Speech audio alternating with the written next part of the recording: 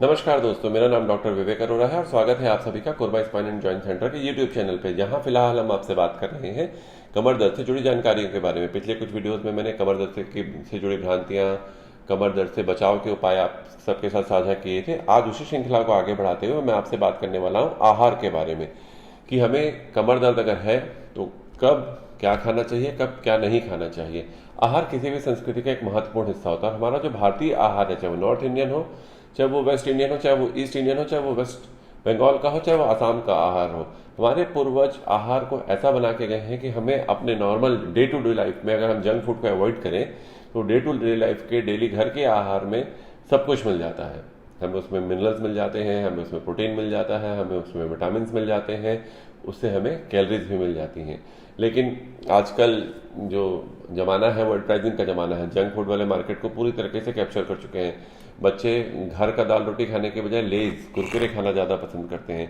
इन सब के शरीर पे अपना अपना अलग अलग दुष्प्रभाव पड़ता है। प्रभाव तो कम पड़ता है, दुष्प्रभाव बहुत ज़्यादा पड़ता है। खैर, हम बात कर रहे हैं कमर दर्द के बारे में। देखिए, कमर दर्द को हम दो फेसेस में बांट के बात करेंगे। एक एक्यूट फेस, मतलब आपको अभी अभी कमर दर्द हुआ है और डॉक्टर ने आपको आराम करने की सलाह दी। दूसरा क्रॉनिक फेस, मतलब आपको कमर दर्द हो चुका है, आप अपने बेड रेस्ट के फेस से बाहर निकल चुके हैं और अपने दैनिक दिनचर्या के काम में बढ़ रहे हैं। तो मैं सबसे पहले आपसे बात करता हूँ एक्यूट फेस के बारे में, कि एक्यूट फेस में हमें क्या खाना चाहिए, क्या नहीं खाना चाहिए, वो वीडियो के अंत में मैं आपको बताऊंगा। इसलिए वीडियो को पूरा देखें, लाइक शेयर और सब्सक्राइब जरूर करें, ताकि आपके जो नियर एंड डियर है वो भी इस वीडियो का लाभ उठा सकें। सबसे पहले बात करते हैं कि हमें क्या खाना चाहिए। तो हमें अपने डे टू डे आहार में एक्यूट फेस में एंटी इन्फ्लेमेटरी फूड्स को शामिल करना चाहिए। एंटी इन्फ्लेमेटरी फूड्स वो फूड्स होते हैं जो कि शरीर को सूजन कम करने में मदद करते हैं। जब भी आपको कमर दर्द होता है तो कमर में सूजन हो जाती है। जब तक कि सूजन रहेगी आपको दर्द से आराम मिलने में बहुत दिक्कत होने वाली है। इसलिए ऐसे आहार को शामिल कीजिए जिससे आपकी सूजन कम हो सके। सबसे पहला जो इस श्रृंखला में फूड आता है वो है हरी सब्जियां, ग्रीन वेजिटेबल, जैसे कि पालक, मेथी, अगर सीजन है तो, और नहीं है तो कोई बात ही नहीं है। इसके अलावा बरबट्टी, लौकी, करेला, ये सब अपने डेली आहार में शामिल कीजिए। इनसे आपकी सूजन कम होने में आसानी होगी और आपको कमर दर्द से जल्दी मुक्ति मिलेगी। इसके बाद जो अगला फूड आता है वो है बेरीज। जितनी भी बेरीज हैं, जैसे स्ट्रॉबेरी, रेसबेरी, ब्लैकबेरीज, या हिंदी में बताओ तो शहतूत, आंवला, ये सब अपने डेली आहार में शामिल कीजिए। इनसे भी आपको सूजन कम होने में मदद मिलती है। इन बेरीज में एक बहुत पावरफुल एंटीऑक्सीडेंट पाया जाता है, एंथोसायनिन। रिसर्च से पता चला है कि एंथोसायनिन एक बहुत ही पावरफुल एंटी इन्फ्लेमेटरी एजेंट है। तो ये सब पदार्थ खाने से आपको कमर दर्द से थोड़ा जल्दी मुक्ति मिल सकती है। आप एक्यूट से जल्दी क्रॉनिक फेस में कन्वर्ट हो जाएंगे और फिर क्रॉनिक फेस में क्या खाना है वो बताऊंगा मैं आपको, से आप कमर दर्द से पूरी तरह से फ्री हो जाएंगे। एक बात को बहुत क्लियर समझ लीजिए कि कमर दर्द एक मैकेनिकल प्रॉब्लम है। इसका इलाज मैकेनिकल तरीके से ही पूरा हो सकता है। ये जितना भी खान पान मैं आपको बता रहा हूँ, ये सिर्फ एक सपोर्टिंग फूड्स है। ये आपके कमर दर्द को जल्दी ठीक करने में मदद करेंगे। ये अकेले कभी भी कमर दर्द को ठीक नहीं कर सकते। तो कमर दर्द को, मैकेनिकल प्रॉब्लम को मैकेनिकल तरीके से ही फिजियोथेरेपी करा के डील किया जा सकता है। ये सब खान पान सिर्फ जल्दी मदद ठीक करने में आपको मदद करेंगे। इसी श्रृंखला में जो अगला फूड है बेरीज के बाद है वो है टमाटर। टमाटर हमारे हिंदुस्तानी खाने में बहुत आम तरीके से डाला जाता है। टमाटर में विटामिन सी, पोटेशियम और लाइकोपीन जैसे तत्व पाए जाते हैं, जो कि बहुत ही इम्प्रेसिव एंटी इन्फ्लेमेटरी प्रोडक्ट्स हैं। इनका जो सूजन कम करने की जो पावर है वो काफ़ी ज़्यादा होती है। तो टमाटर को अपने आहार में शामिल कीजिए। इसके अलावा इसके बाद जो आता है वो है हल्दी। हल्दी भी इंडिया में हर जहाँ आप किसी भी स्टेट में हो, आपको वहाँ के खाने में हल्दी जरूर मिलेगी। हल्दी में एक क्यूकमिन नाम का एक पावरफुल एजेंट पाया जाता है जो कि सूजन कम करने में मदद करता है। आप हल्दी को आप सब्जी में भी डाल के खा सकते हैं या फिर आप हल्दी दूध बना के भी पी सकते हैं। लेकिन हल्दी को किसी ना किसी तरीके से अपनी रोजमर्रा की आहार में शामिल रखिए। वैसे भी हल्दी जो है आपको जरूरी नहीं कि एक्यूट फेस में ही ज्यादा लेना, आप उसको यूजुअली हल्दी दूध बना के पी सकते हैं। उसमें एंटी इन्फ्लेमेटरी एजेंट्स के साथ साथ आपकी इम्यूनिटी बढ़ाने वाले भी प्रोडक्ट्स हैं। आजकल कोविड का जमाना चल रहा है, इम्यूनिटी होना बहुत जरूरी है। तो डेली जो हल्दी दूध अगर लेंगे तो आपको उससे फायदा होगा। इसके बाद अभी नई नई रिसर्च से पता चला है कि ग्रीन टी और डार्क चॉकलेट ये भी सूजन कम करने में काफी मदद करती हैं। तो डार्क चॉकलेट से मेरा मतलब ये नहीं है कि आप दिन भर सिर्फ डार्क चॉकलेट ही खाए जा रहे हैं। डार्क चॉकलेट आप खाइए, लेकिन सीमित खाइए। 1 या 2 क्यूब में बिना डे, वो आपके लिए काफी फायदेमंद होगा। ग्रीन टी भी आप सुबह और शाम दिन में 2 बार ले सकते हैं। इससे भी आपकी सूजन कम होने में मदद मिलेगी। अगर आप नॉन वेजिटेरियन हैं तो जो हाई फैटी एसिड फिशेज जैसे साल्मन या सार्डीन्स, इनमें काफ़ी मात्रा में ओमेगा 3 फैटी एसिड पाया जाता है। ये भी शरीर में सूजन कम करने में मदद करती हैं। छोटे शहरों में तो नहीं, लेकिन बड़े शहरों में आजकल एक फल मिलने लगा है एवोकाडोज। एवोकाडोज में भी काफ़ी अच्छी चीज जो ऐसे मिनरल्स पाए जाते हैं जो कि सूजन कम करने में मदद करते हैं। अगर आपके आसपास एवोकाडो अवेलेबल है तो उसे जरूर आप एक्यूट फेस में खाएं। एक्यूट फेस में दो चीज़ों का ध्यान रखना है। एंटी इन्फ्लेमेटरी फूड्स खाना है, वो एकदम सही है। जंक फूड बिल्कुल भी नहीं खाना है। जंक फूड या तली भुली चीज़ें जो अवॉइड करनी चाहिए हमें एक्यूट फेस में, उसके दो कारण हैं। पहला ये तो ये सब इन्फ्लेमेटरी फूड्स होती हैं, सूजन बढ़ाने का काम करते हैं। दूसरा, अगर आप बाजार से मंगा के समोसा खा रहे हैं या और कुछ तली भुनी चीज़ें खा रहे हैं तो इससे आपको लूज मोशन होने का रिस्क रहता है, गैस्ट्रोएंटेराइटिस का खतरा रहता है। आपको डॉक्टर ने बेड रेस्ट बोला और आपको हो गया लूज मोशन, तो आप बेड रेस्ट करेंगे कि वॉशरूम के चक्कर लगाते रहेंगे। इसलिए जंक फूड और तली भुनी चीज़ों को टोटली अवॉइड करें। इसके अलावा हमें एक चीज़ का और ध्यान रखना चाहिए कि जितने भी ये जूस वगैरह हैं, जो पावर पैक जूस हैं, इनको थोड़ा अवॉइड करें। इनमें शुगर का कंटेंट ज़्यादा होता है। क्यों अवॉइड करना चाहिए, जैसा कि मैंने आपको पहले भी बताया, इस वीडियो के अंत में मैं आपको बताऊंगा। पानी भी सीमित मात्रा में पिए। बहुत ज़्यादा पानी पिएंगे तो आपको बार बार वॉशरूम जाना पड़ेगा, और वॉशरूम जाने से आपको जो बेड रेस्ट का जो होल पर्पज़ है वो वहीं खत्म हो जाएगा, क्योंकि आपको बार बार उठना पड़ रहा है। खाने में फाइबर्स ज़्यादा रखिए। इसलिए ज़्यादा रखिए ताकि आपको कॉन्स्टिपेशन ना हो, क्योंकि कॉन्स्टिपेशन होगा तो आप टॉयलेट जब जाएंगे या वॉशरूम जाएंगे तो आपको जोर लगाना पड़ेगा। आपको ऑलरेडी स्लिप डिस्क, आपको ऑलरेडी कमर दर्द है, तो प्रेशर लगाने से आपका कमर दर्द और बढ़ेगा, स्लिप डिस्क आपकी बढ़ेगी। इसलिए अपने खान पान में नॉर्मली फ्रूट्स ले सकते हैं। जो सब्जियां मैंने बताई वो है। खिचड़ी काफ़ी अच्छा फूड है। ओट्स वगैरह थोड़ा अवॉइड करें। पर्सनली मुझे ऐसा लगता है कि आपको जब बीमार है ना तो खिचड़ी एक वंडर फूड है। बहुत इजीली डाइजेस्ट होती है, घर की बनी होती है, उसमें थोड़ा बहुत घी वगैरह डाल देने से वो काफ़ी न्यूट्रिशियस भी हो जाती है। तो आप इन सब चीज़ों को अपने आहार में शामिल करें। जब आप अपने एक्यूट फेज को पार कर चुके हैं और क्रॉनिक फेज की तरफ बढ़ रहे हैं, मतलब कि आपका कमर दर्द कम हो चुका है और आप धीरे धीरे अपना जो दैनिक दिनचर्या का काम है, ऑफिस जाना, स्कूल जाना, ये सब चालू कर रहे हैं, तब आपको क्या खाना चाहिए। इस समय पे हमें कोलेजन बिल्डिंग फूड्स खाने चाहिए। कोलेजन एक टाइप का प्रोटीन है जो कि हमारी डिस्क में पाया जाता है। पिछले वीडियो में मैंने आपको डिस्क के बारे में बताया था कि डिस्क के दो लेयर्स होते हैं। एक बाहरी लेयर जिसे एनुलस फाइब्रोसिस कहते हैं और अंदरूनी लेयर जिसे न्यूक्लियस पल्पोसस कहते हैं। ये दोनों ही कोलेजन अलग अलग टाइप के कोलेजन से बने होते हैं। तो इस समय पे हमें हाई प्रोटीन फूड जो कि हमारे कोलेजन को डेवलप करने में, बिल्टअप करने में मदद करें, वो खाना चाहिए। ऐसे आहार को हमारे डेली रूटीन में शामिल करना चाहिए। सबसे कॉमन सोर्स वेजिटेरियन में जो है वो है दालें।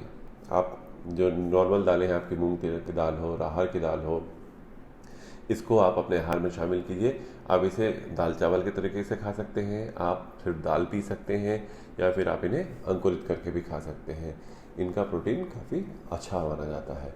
इसके बाद वेजिटेरियन में ही बात कर रहा हूँ, नॉन वेजिटेरियन सबसे आखिरी में बताऊँगा आपको। इसके बाद वेजिटेरियन में जो अगला है वो है बादाम। बादाम भी एक अच्छा सोर्स है। रात को बादाम को भिगा कर रखिए, 5 बादाम, और रोज सुबह 5 बादाम छील के खाइए। बिना छिले भी खा सकते हैं, उसमें दिक्कत नहीं है, लेकिन छील के खाना टेस्ट ज़्यादा अच्छा आता है उसमें। तो इसके बाद है पिस्ता। पिस्ता में भी काफ़ी अच्छी मात्रा में प्रोटीन पाया जाता है, तो पिस्ता भी आप 2 से 3 या 4 पिस्ता डेली खा सकते हैं।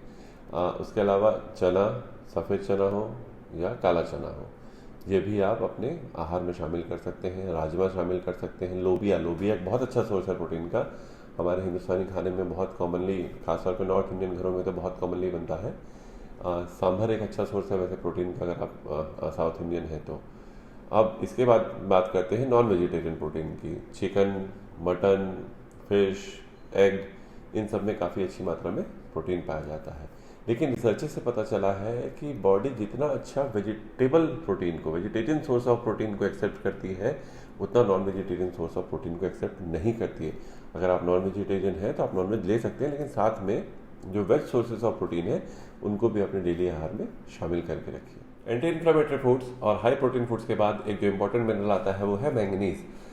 जैसा कि मैंने आपको पिछले वीडियोस में भी बताया है कि जो हमारी रीढ़ की हड्डियां वो एक के ऊपर एक ऐसे जमी होती है, इनके बीच में होती है डिस्क। ये रीढ़ की हड्डियां और डिस्क चारों तरफ से, चाहे वो आगे की तरफ हो, चाहे वो पीछे, चाहे दोनों बगल की तरफ से हो, अलग अलग टाइप के लिगामेंट से जुड़े थे। लिगामेंट्स एक हार्ड रस्सी जैसे स्ट्रक्चर होते हैं जो बोन्स को बांधने का काम करते हैं, बोन्स को स्टेबिलिटी देते हैं ताकि वो अपनी जगह से बहुत ज़्यादा हिले मत। साथ ही साथ ये डिस्क को भी अपनी जगह रोक के रखते हैं।